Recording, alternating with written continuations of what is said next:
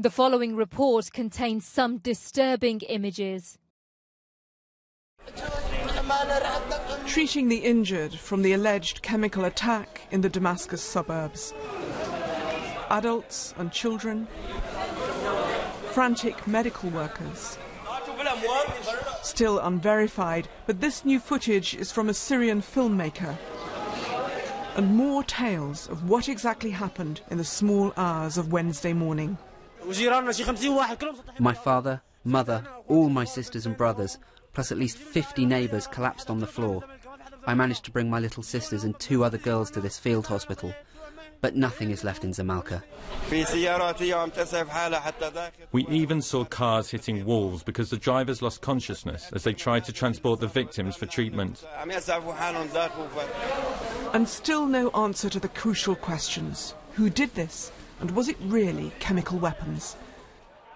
In Washington, President Obama urged the Assad government to let UN inspectors in to investigate, still weighing his language carefully. But at the Foreign Office in London, William Hague, for the first time, directly blamed the Syrian government.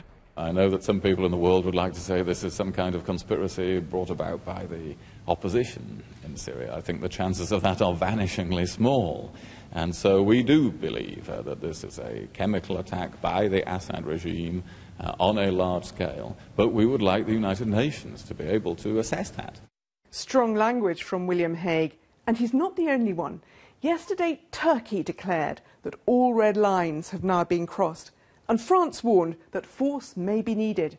Compare that to President Obama calling the attack a big event of grave concern, but also assessing it as merely troublesome. So why is the American president weighing his words so carefully? Well, because once he gives the US verdict, he faces a quandary. Does he hold back from action, tantamount to inviting more chemical attacks?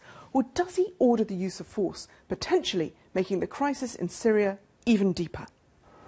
In Moscow, the Russians lashed out at the West today for what they called a wave of anti-Syrian propaganda. And having first signalled a willingness to collaborate over a UN investigation, they blamed rebel fighters for making the area where the attack took place too unsafe for UN inspectors to visit. But at a press conference in Istanbul this afternoon, the main Syrian opposition coalition was swift to deny that. We've issued a statement committing to the safety and security of the UN inspectors. We guarantee their safety and security. We want them to come in. We want them to investigate. We want the evidence to show. And we will do whatever it takes to protect them.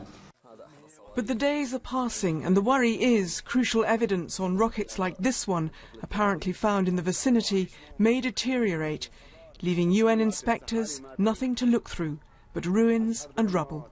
Bridget Kendall, BBC News.